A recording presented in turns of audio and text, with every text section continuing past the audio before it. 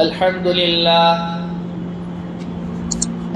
لله وكفى وسلام على عباده الذين اصطفى وعلى آله وأصحابه الذين هم نجوم الهدى وقادة التقى أما بعد أعوذ بالله من الشيطان الرجيم بسم الله الرحمن الرحيم إن تجتنبوا كبائر ما تنهون عنه نكفر عنكم سيئاتكم وندخلكم مدخلا كريما وقال النبي صلى الله عليه وسلم اجتنبوا السبع الموبقات قالوا يا رسول الله وما هن قال الشرك بالله والسحر وقتل النفس التي حرم الله إلا بالحق وأكل الربا وأكل مال اليتيم والتولي يوم الزحف وقذف المحسنات الغافلات المؤمنات متفق عليه أو كما قال عليه الصلاة والسلام آمنت بالله صدق الله مولانا العلي العظيم وصدق رسوله النبي الأمي الكريم ونحن على ذلك لمن الشاهدين والشاكرين والحمد لله رب العالمين. درود شریف پڑھ لیں. اللهم صل على محمد وعلى آل محمد كما صليت على إبراهيم وعلى آل إبراهيم إنك حميد مجيد. اللهم بارك على محمد وعلى آل محمد كما باركت على إبراهيم وعلى آل إبراهيم إنك حميد مجيد. میرا عزیزو پیارو بزرگو، اللہ کے رسول پر ایمان رکھنے والے میرے دین عظیم بھائیوں،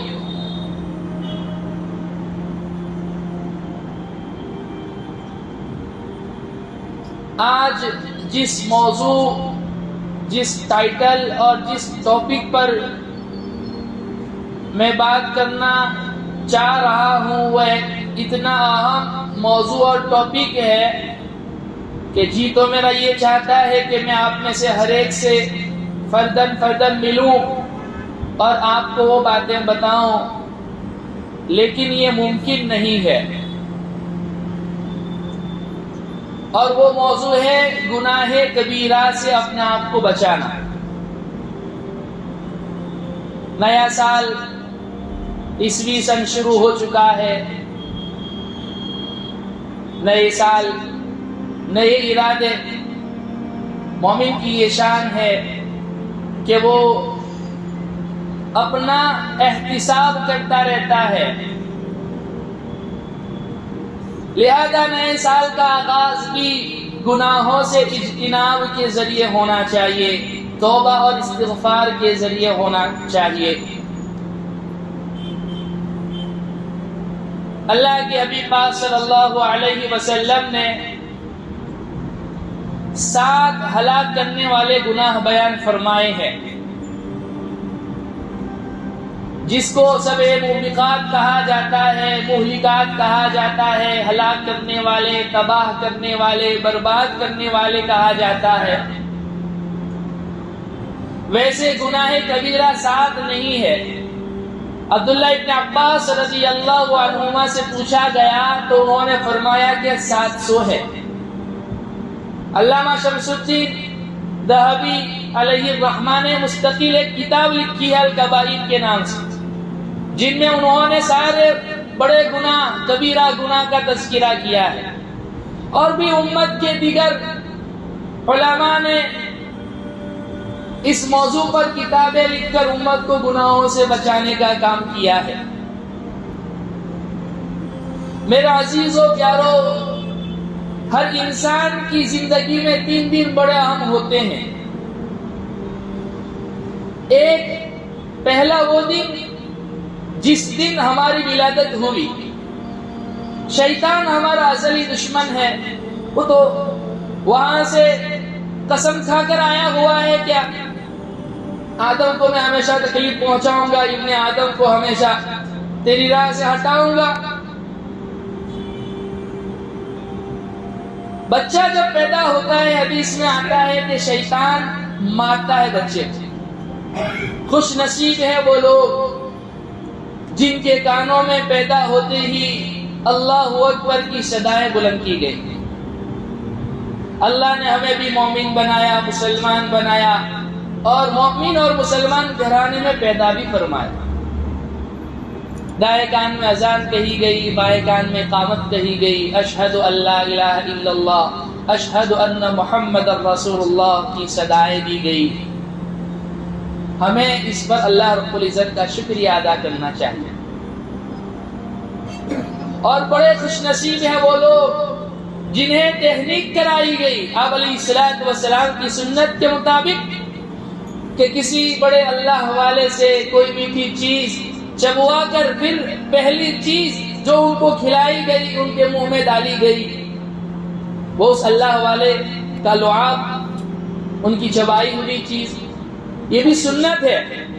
اللہ کے حبیب پاک صلی اللہ علیہ وسلم کے زمانے میں صحابہ صحابیات جب بچے کی ولادت ان کے گھر ہونے والی ہوتی، اس وقت کوئی میٹھی چیز آپ کی خدمت میں بھیجتی، آپ اس میں دعا پڑھ کے اس کو چبا کر پھر دیتے تھے بطور تبرک کے۔ یہ بھی ہونا چاہیے۔ تو سب سے پہلا دن جس دن ہم اس دنیا میں آئے ہیں وہ انسان کی زندگی کا بڑا، ہر انسان کی زندگی میں ایک بڑا اہم دن ہوتا ہے۔ اور دوسرا دن جو انسان کی زندگی کا سب سے بڑا اہم ہے وہ دن ہے جس دن ہم نے اس دنیا سے جانا ہے۔ شیطان اس وقت بھی انسان کا پیچھا نہیں چھوڑتا اور پیچھے لگا رہتا ہے۔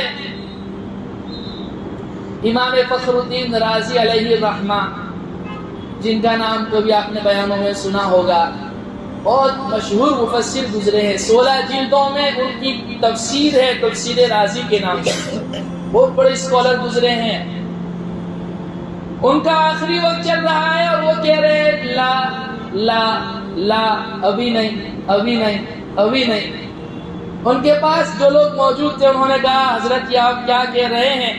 کچھ دیر بعد فرمایا شیطان مردود آیا تھا اور کہہ رہا تھا کہ فخر الدین رازی تو میری چنگل سے بچ کے نکل گیا، تو میں کہہ رہا تھا لا ابھی نہیں ابھی نہیں، جب تک لا الہ الا اللہ پر میرا خاتمہ نہیں ہو جاتا اس وقت تک تیرے چنگل سے میں بچ کے نہیں نکل سکتا۔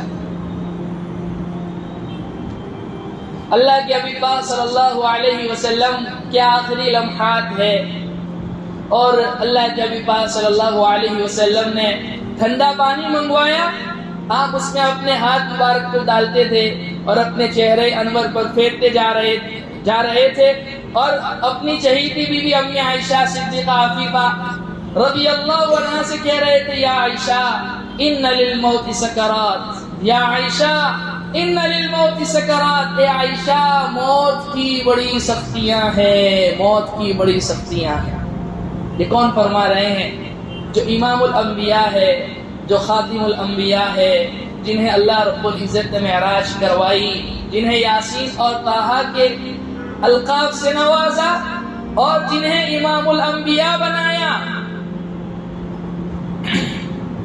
آپ فرما رہے تھے ان للموت سکرات، عائشہ موت کی بڑی سختیاں ہیں۔ علماء نے اس کی وجوہات بیان کی ہے کہ کبھی کسی انسان پر موت کی سختیاں اس لیے ہوتی ہیں، کافر انسان پر موت کی سختیاں اور سکرات اس لیے ڈالی جاتی ہے کہ اس کو یہیں سے عذاب شروع ہو جاتا ہے۔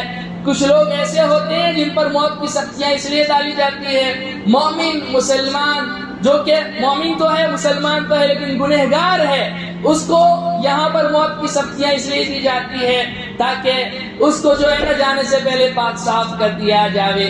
اور کچھ لوگوں پر موت کی سختیاں اس لیے بھی ہوتی ہیں کہ ان کے گناہ تو نہیں ہوتے ہیں، لیکن اللہ رب العزت ان کے درجات بلند کروانا چاہ رہے ہوتے ہیں، اس لیے بھی موت کی سختیاں ڈالی جاتی ہیں۔ تمام محدثین نے یہ بات لکھی ہے کہ سرور کونین صلی اللہ علیہ وسلم پر موت کی سختیاں اس لیے ڈالی گئی کہ آپ کو اللہ رب العزت اور مقامات دینا چاہ رہے تھے۔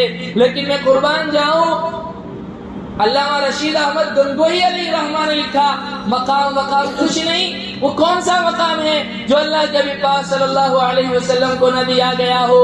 آپ امام الانبیاء ہیں، آپ خاتم الانبیاء ہیں، آپ جو ہیں معراج آپ کو کرائی گئی، آپ کے علاوہ کسی کو نہیں کرائی گئی، اور مقام محمود آپ کو دیا گیا، کسی اور کو نہیں دیا گیا۔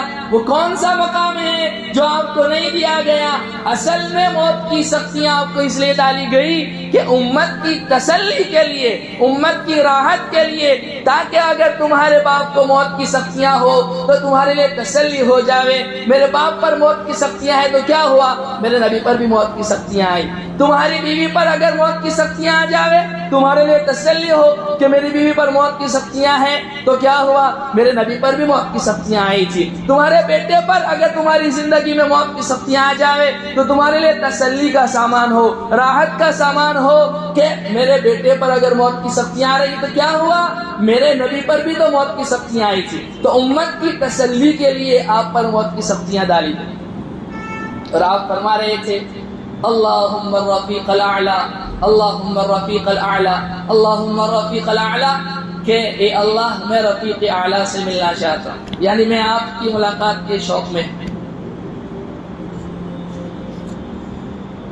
علامہ سہیلی علیہ الرحمہ ایک بہت بڑے اسکالر گزرے ہیں، حدیث کے بہت بڑے فلسفی گزرے ہیں، وہ فرماتے ہیں کہ اس سے ایک مسئلہ اور ثابت ہو گیا کہ اگر کوئی انسان کسی بھی لینگویج میں، کسی بھی زبان میں، چاہے انگریزی میں کیوں نہ ہو، چاہے عربی میں کیوں نہ ہو، چاہے اردو میں کیوں نہ ہو، چاہے گجراتی میں کیوں نہ ہو، چاہے مراٹھی میں کیوں نہ ہو، چاہے کونکنی میں کیوں نہ ہو، کسی بھی لینگویج میں اگر آخری وقت میں اللہ کی توحید بیان کرے تو وہ بھی اس کو بھی جو ہے نا ایمان کے اوپر اس کا خاتمہ ہوا یہ کہا جائے گا۔ اللہ کے نبی پاک صلی اللہ علیہ وسلم کے آخری کلمات لا الہ الا اللہ نہیں تھے، بلکہ آپ کے آخری کلمات تھے اللہم الرفیق الاعلی، اللہم الرفیق الاعلی، اللہم الرفیق الاعلی، کہ اللہ میں رفیق اعلی سے ملاقات کرنا چاہتا۔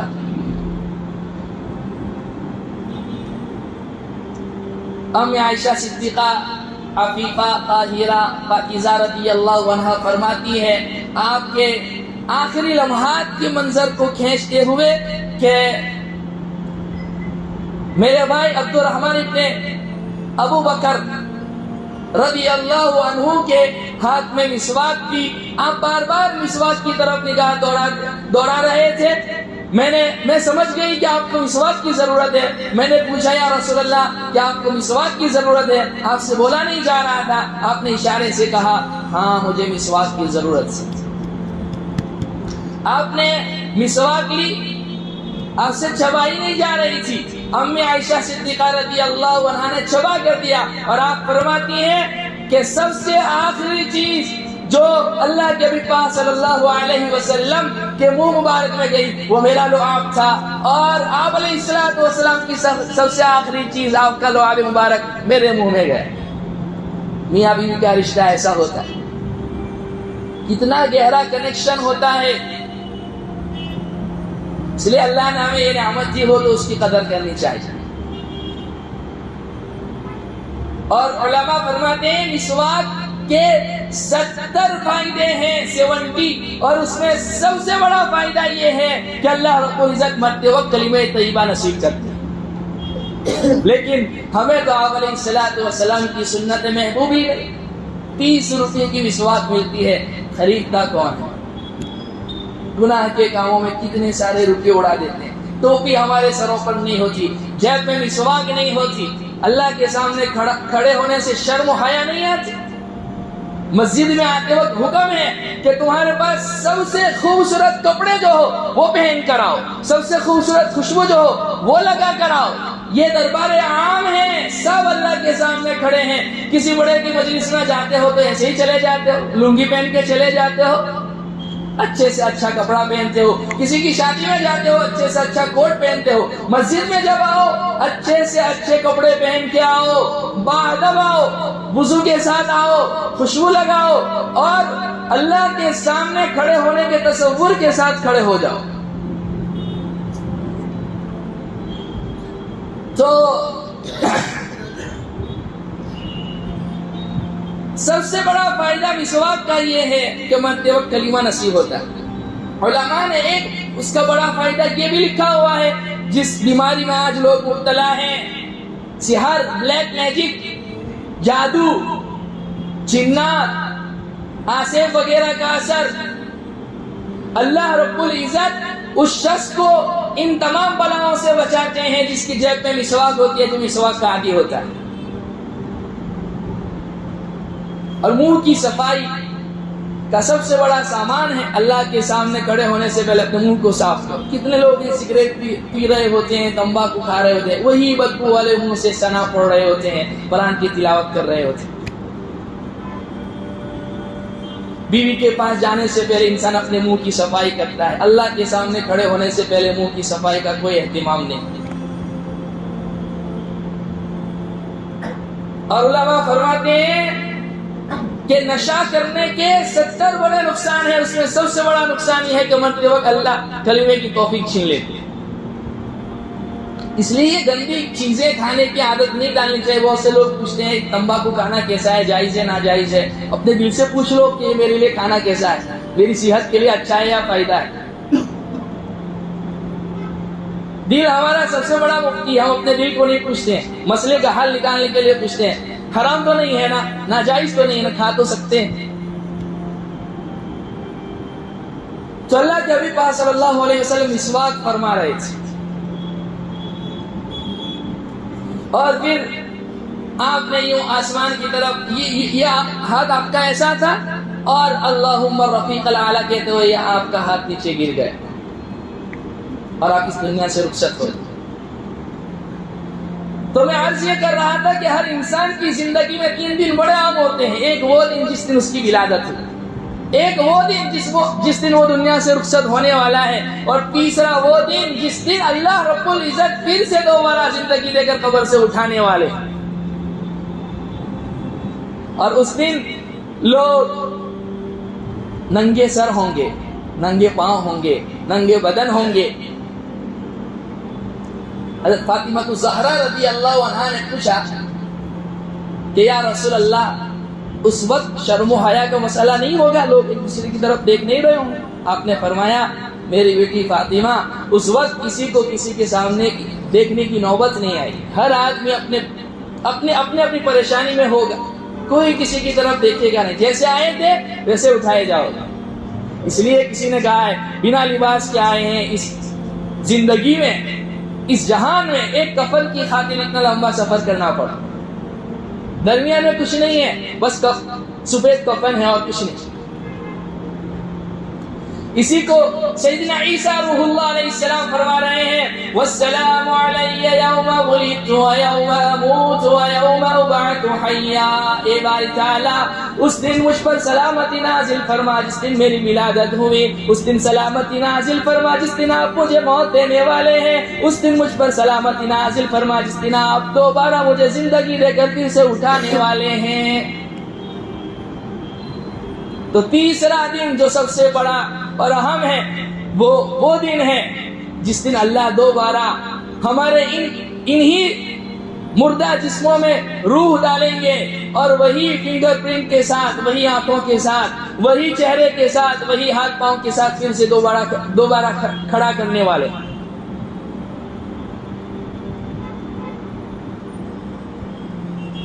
اس لیے میرے عزیزو پیارو، اس مختصر سی زندگی کو اللہ کی نافرمانی میں نہیں، اللہ کے گناہ میں نہیں، معصیت میں نہیں، بے حیائی میں نہیں، بدکاری میں نہیں، شراب نوشی میں نہیں، جوا کاری میں نہیں، بلکہ اللہ رب العزت کی اطاعت میں گزار دی۔ یہ بہت مختصر سی زندگی ہے، بہت مختصر سی زندگی ہے۔ بعض لکھنے والوں نے لکھا ہے کہ سیدنا علی مرتضی رضی اللہ عنہ سے پوچھا گیا کہ نماز میں رکوع قیام سجدے دو کیوں ہیں؟ صاحب مظاہر حق نے لکھا ہے کہ 2 سجدے نماز میں اس لیے رکھے گئے ہیں، پہلے سجدے سے اشارہ کیا تیری ولادت کی طرف، دوسرے سجدے سے اشارہ کیا تیری موت کی طرف، اور درمیان میں جو جلسہ ہے نا تھوڑی دیر جس میں بیٹھتے ہیں 2 سجدے میں وقفہ کرنے کے لیے، وہ تیری زندگی ہے۔ تو اس ختم ہونے والی زندگی کو، اس کا سودا ہم نہ ختم ہونے والی زندگی کے ساتھ کر دیں تو بہت بڑا گھاٹا ہے، بہت بڑا خسارہ، بہت بڑا نقصان ہے، بہت بڑا نقصان۔ اس لیے اپنے آپ کو گناہوں سے بچائیں، اللہ کی نافرمانی سے بچائیں، اللہ سے تقوی، شرم و حیا اپنے اندر پیدا کریں۔ کتابوں میں ایک واقعہ لکھا ہے، موسیٰ علیہ السلام کے زمانے میں ایک شخص تھا، اللہ نے بہت روپیہ دیا تھا، بہت پیسہ تھا اس کے پاس، دولت بھی تھی، عزت بھی تھی، شہرت بھی تھی، نام بھی تھا، ذریت بھی تھی، بیٹے بھی تھے، اولاد بھی تھی، سب کچھ تھا۔ وہ گناہ کرتے جا رہا تھا۔ ایک مرتبہ موسیٰ علیہ السلام سے پوچھا، موسیٰ میں تو گناہ بھی کرتا ہوں لیکن میرا مال کم نہیں ہوا، میری عزت میں کوئی کمی واقع نہیں ہوئی، اللہ نے مجھ سے کوئی چیز نہیں چھینی، اور لوگ اس کو آئیڈل بنا کر زندگی گزار رہے تھے، لوگ اس کو سیمپل بناتے تھے کہ اس کے ساتھ کچھ نہیں ہوا تو ہمارے ساتھ بھی کچھ نہیں ہوگا۔ موسیٰ علیہ السلام کلیم تھے، اللہ سے باتیں کیا کرتے، ہر نبی کی اپنی ایک نرالی شان ہے۔ اللہ نے موسیٰ علیہ السلام سے باتیں کی، کوہ طور پر جاتے تھے بات کرنے کے لیے، کلیم تھے۔ ایک مرتبہ اللہ سے درخواست کرتی، اللہ میں آپ کو دیکھنا چاہتا ہوں۔ آپ علیہ السلام نے فرمایا تو موسیٰ ہی تھے جو کہہ سکتے تھے۔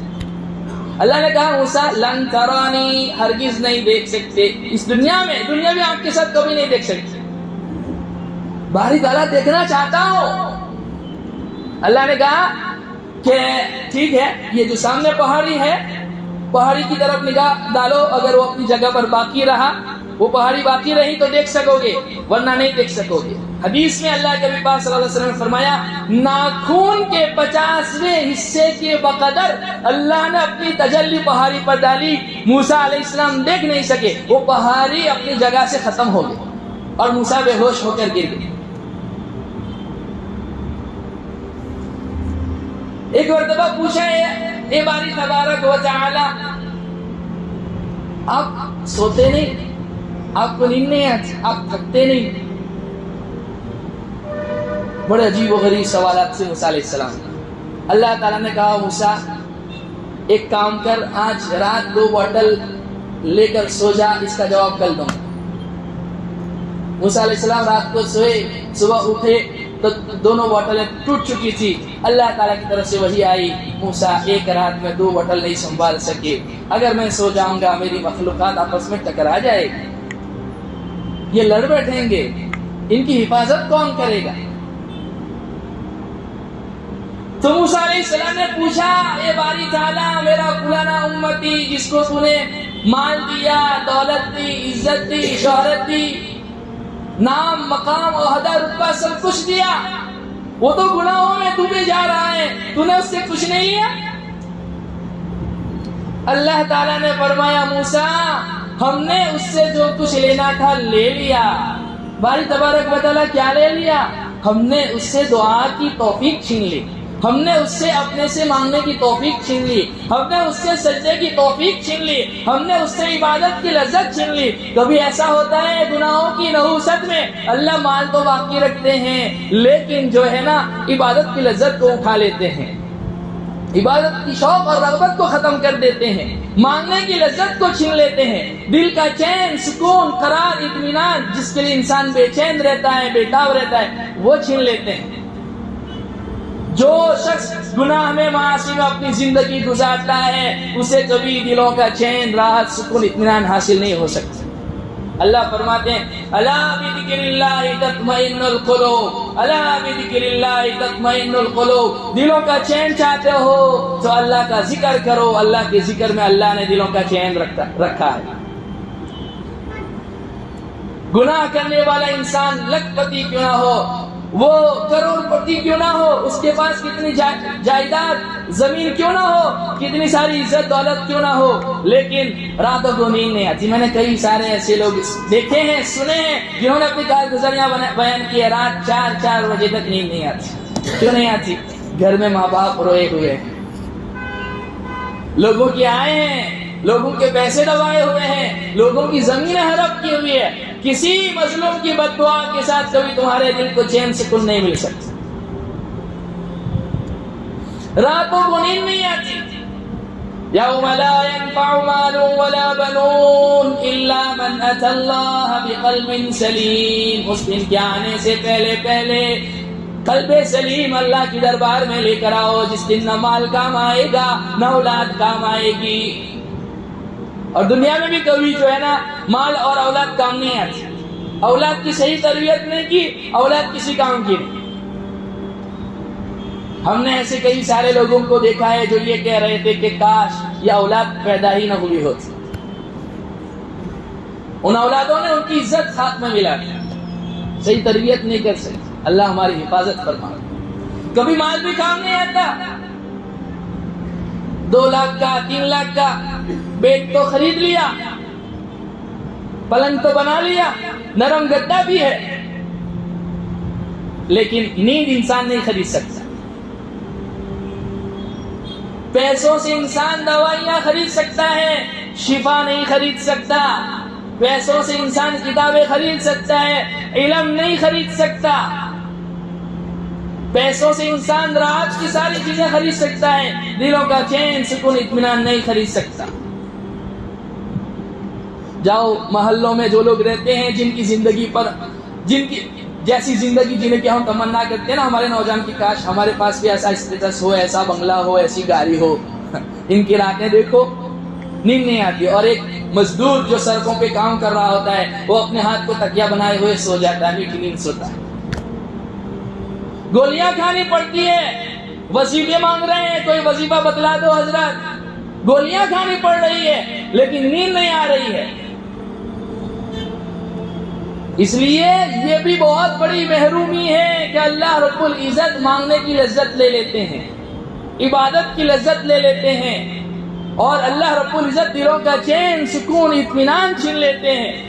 اللہ دوسری جگہ فرماتے ہیں وَمَنْ أَعْرَضَ عَنْ ذِكْرِي فَإِنَّ لَهُ مَعِيشَةً ضَنكًا وَنَحْشُرُهُ يَوْمَ الْقِيَامَةِ أَعْمَى قَالَ رَبِّ لِمَ حَشَرْتَنِي أَعْمَى وَقَدْ كُنْتُ بَصِيرًا قَالَ كَذَلِكَ أَتَتْكَ آيَاتُنَا فَنَسِيتَهَا وَكَذَلِكَ الْيَوْمَ تُنْسَى. جو اللہ کے ذکر سے، اللہ رب العزت کے ذکر سے اعراض کرتا ہے، منہ موڑتا ہے، اللہ فرماتے ہیں من اعرض عن ذکری فإن له معیشة ضنکا. ہم اس کی زندگی سے چین سکون ختم کر دیتے ہیں اور اسے معاشی تنگی میں مبتلا کر دیتے ہیں. پیسہ تو ہے لیکن حالات بے حالات، حالات بے حالات، حالات بے حالات.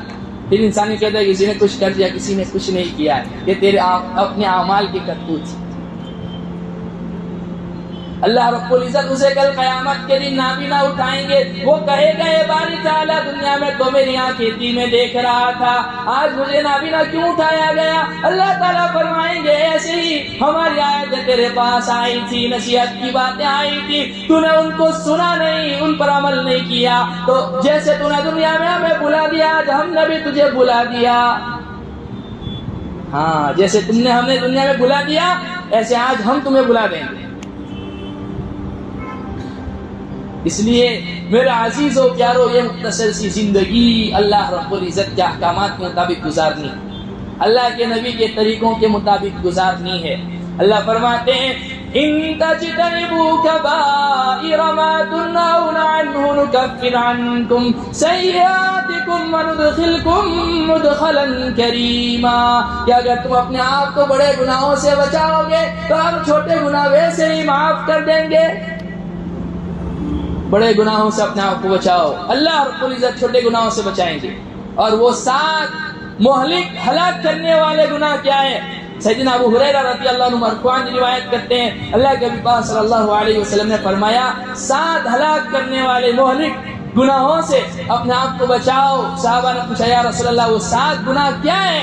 آپ نے فرمایا الشرک باللہ، اللہ کے ساتھ کسی کو شریک کرنا یہ سب سے بڑا جرم ہے۔ ان میں سے ہر گناہ ایسا ہے جس کے اوپر ہفتوں بات کی جا سکتی ہے۔ اللہ کے ساتھ کسی کو شریک کرنا سب سے بڑا جرم ہے۔ دوسرے نمبر پر آپ نے فرمایا وہ سحر، بلیک میجک، جادو، سحر، جادو ٹونا جس کو کہتے ہیں نا، وہ جو جادو کرے یا کروائے، سیکھے یا سکھلائے، یا کسی کے ساتھ برائی کا ارادہ کرتے ہوئے کسی جادوگر کے پاس جاوے اور اسی حالت میں دنیا سے رخصت ہو گیا، بغیر کلمے کے رخصت ہوگا، حالت کفر میں مرے گا۔ اور امام اعظم ابو حنیفہ علیہ رحمہ کا مسلک آپ فرماتے ہیں کہ جو کسی جادوگر کے پاس گیا اللہ اس سے مرنے تک توبہ کی توفیق چھین لیتے ہیں، یعنی اس کا خاتمہ ایمان پر نہیں ہوتا، اتنی خطرناک چیز ہے۔ اور یہ سب ساری چیزیں جو ہے نا حسد کے نتیجے میں، قتل حسد کے نتیجے میں، جادو حسد کے نتیجے میں، بھائی بھائی کے اگینسٹ ہے، بھائی بھائی کے اگینسٹ، بہن بہن کے خلاف ہے، جادو کروا رہی ہے، آج یہ عام ہو گیا ہے، اس کو کوئی گناہ سمجھتا نہیں۔ کبھی انشاءاللہ اللہ نے توفیق بھی موقع ملا تو اللہ رب العزت نے وہ ہاروت اور ماروت کو جو بھیجا تھا نا، واقعہ قرآن کریم میں آپ کو پڑھتے ہی نہیں ہے، سورہ بقرہ میں اللہ نے بیان کیا ہے، لوگوں کی آزمائش کے لیے 2 فرشتے اللہ نے بیان کیے تھے، پورا سب اس میں اللہ رب العزت نے بیان کیا اس ٹاپک کے اوپر، کبھی انشاءاللہ موقع ملا تو اس پر تفصیل سے بات کریں۔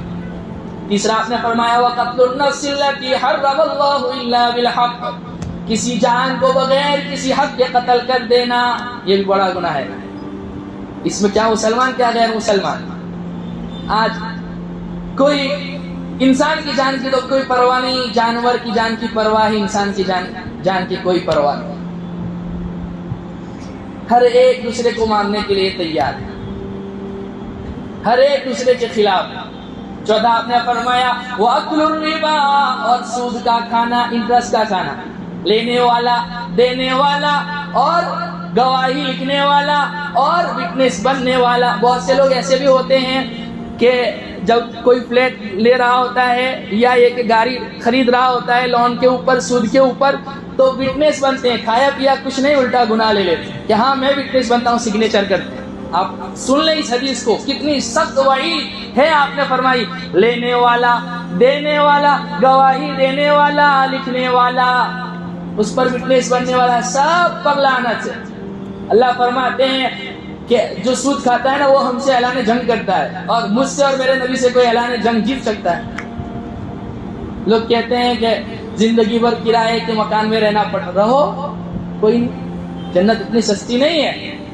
مفتی سعید صاحب پالن پوری رحمت صلی اللہ علیہ ان کو غریق رحمت کرے، کینیڈا میں حضرت سے پوچھا گیا تھا یہ کہ حضرت یہاں پر مسئلہ ہے کہ بینک سے ہم قرضہ لے سکتے ہیں، سودی قرضہ لے سکتے ہیں گھر مکان کے لیے، کہاں نہیں لے سکتے؟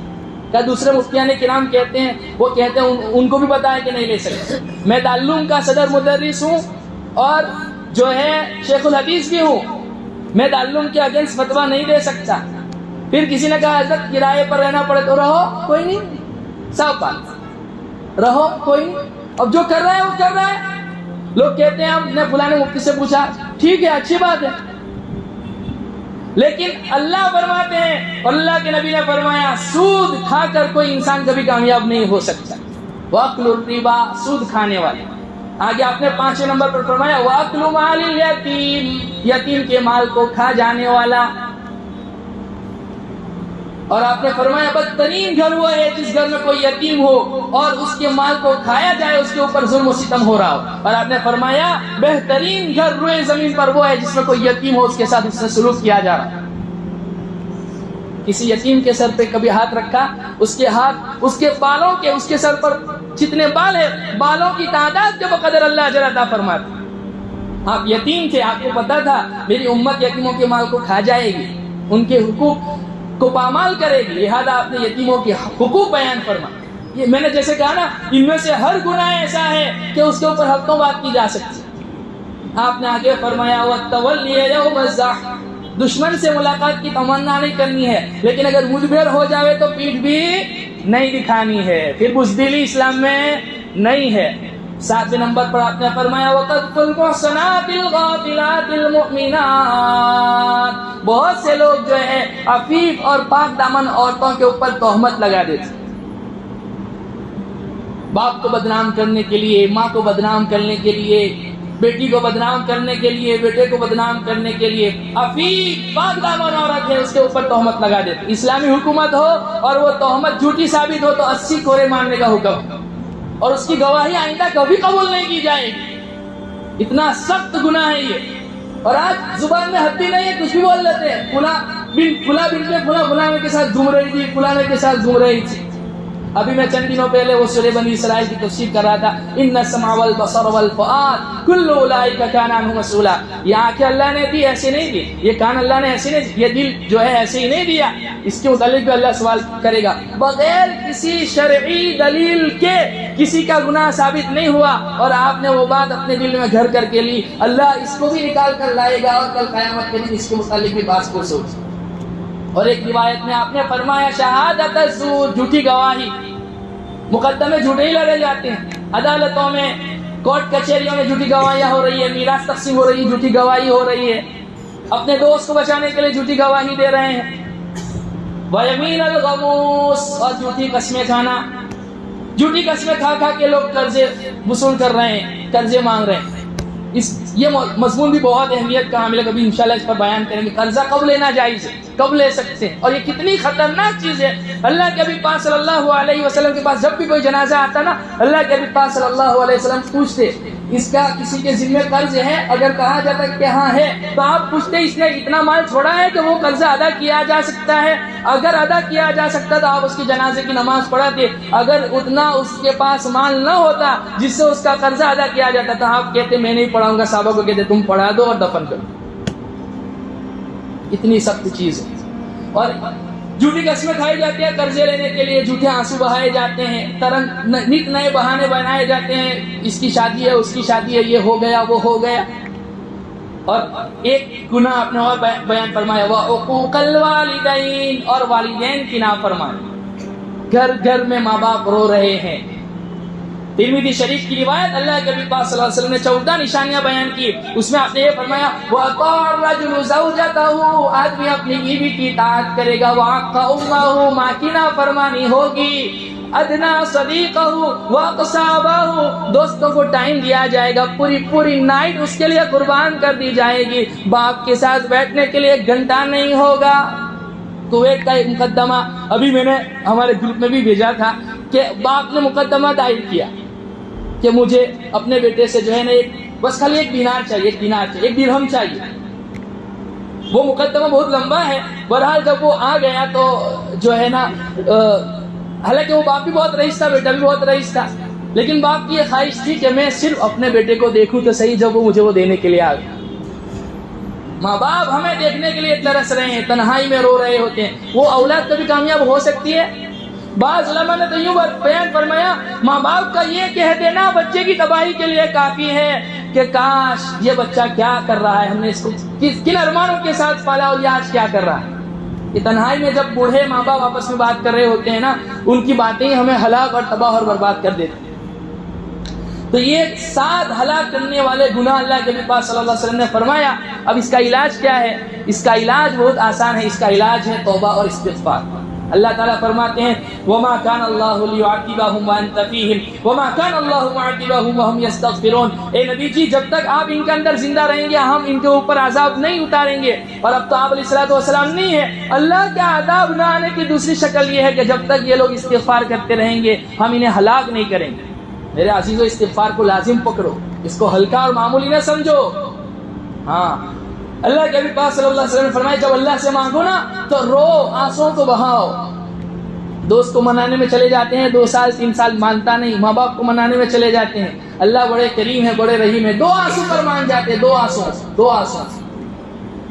سیدنا امام ربانی محبوب سبحانی پیران پیر سیدنا عبد القادر جیلانی علیہ رحمہ اس حدیث کو بیان کرتے ہیں، کہتے ہیں اللہ کے نبی صلی اللہ علیہ وسلم نے فرمایا دعا مانگتے ہوئے رو، گر گراؤ، رونا نہ آوے تو رونے کی شکل بناؤ، اور اگر رونے کی شکل بھی نہ بن سکتے ہو، کسی نے پوچھا حضرات، تو فرمایا پھر تو اپنے مقدر ہی پر رو لے کہ اللہ نے تجھ سے رونے کی توفیق چھین لی۔ اس لیے میرے عزیزو، ضرورت اس بات کی ہے، نیا سال شروع ہو گیا ہے، نیا سال نئے ارادے، وہ نئے ارادے کیا ہے؟ گناہوں والی زندگی سے واپس آ جاؤ اور اللہ رب العزت کی اطاعت والی زندگی میں اپنے آپ کو لے آؤ۔ اللہ رب العزت سچی پکی توبہ مجھے بھی نصیب فرماوے، آپ لوگوں کو بھی نصیب فرماوے، کئی سنی جانے والی باتوں پر عمل کی توفیق عطا فرماوے۔ وآخر دعوانا ان الحمدللہ رب العالمین۔